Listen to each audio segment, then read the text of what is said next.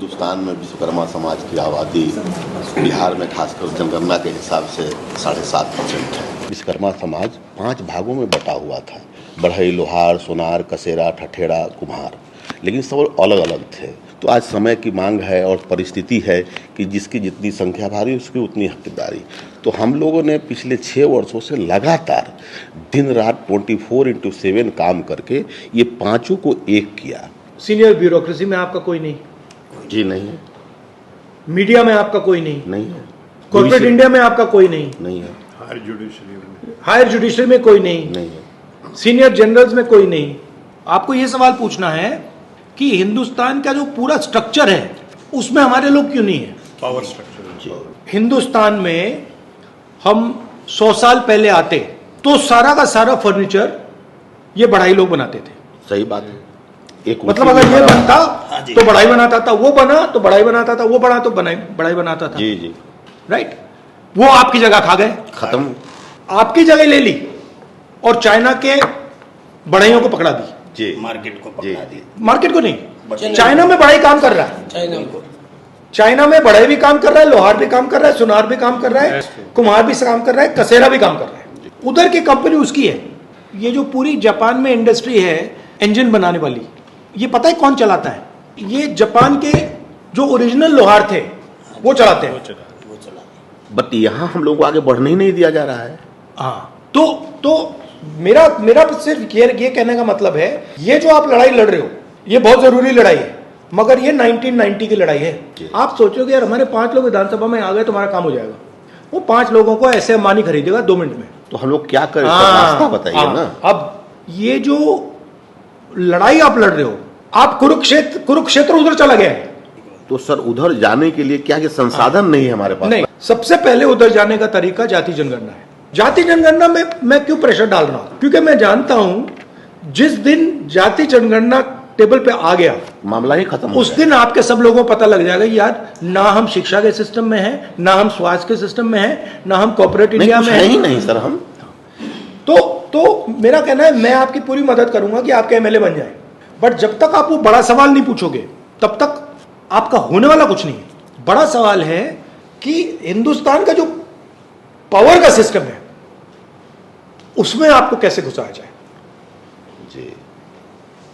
और इससे उसमें नहीं घुस रहे हो, इससे नहीं घुस पाओगे। आपकी हिस्ट्री है, आपका कल्चर है, आपका जीने का तरीका है। सबसे पहले आपको अपनी जो हिस्ट्री है उसमें कॉन्फिडेंस लानी पड़ेगी। दलित जो है वो सबसे दबा हुआ है, बट अपनी हिस्ट्री में उसकी कॉन्फिडेंस है।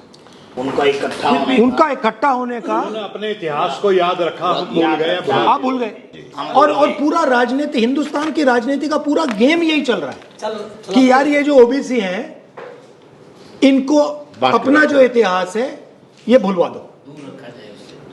हिंदुस्तान की जो इंडिपेंडेंस की जो स्ट्रगल थी वो 2 फेज में थी।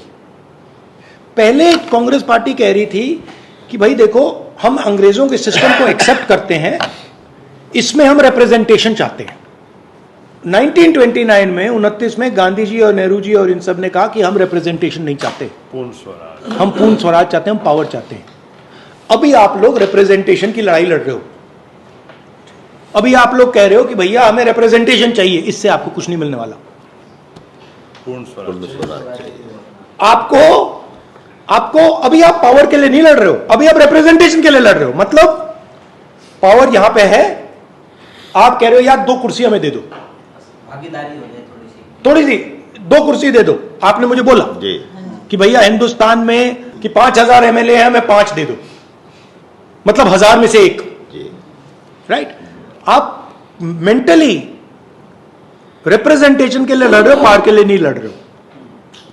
जब तक आपने ये अपने माइंड में नहीं बदला कि मैं रिप्रेजेंटेशन के लिए नहीं लड़ रहा हूं, मैं अपनी हिस्ट्री के लिए लड़ रहा हूं, मैं पावर के लिए लड़ रहा हूं, तब तक ये गाड़ी आस्ते आस्ते आस्ते आस्ते आस्ते चलेगी, थोड़ी देर बाद ठक रुक जाएगी। आप जो लड़ाई लड़ रहे हो आप बहुत कम स्पेस के लिए लड़ रहे हो। आपके माइंड में यह सवाल नहीं उठ रहा यार ये छोड़ो यार, मैं 1 कुर्सी नहीं मांग रहा, अब मैं आधी टेबल मांग रहा हूं। जब तक आप आधी टेबल नहीं मांगोगे तब तक आपके लोग आपके पीछे नहीं खड़े होंगे, क्योंकि वो सोचेंगे यार ओबीसी वर्ग सोचेगा यार ये तो मतलब हम 50% ही 2 कुर्सी मांग रहे हैं यार। मेरा लक्ष्य है कि कांग्रेस पार्टी की जो लगाम है वो मैं ओबीसी, दलित, आदिवासी, इन कम्युनिटीज के हाथ में डाल दूं, क्योंकि यही आपका हथियार है। आप हमारा नेतृत्व कीजिए, समाज आपके साथ तन मन धन के साथ रहेगा।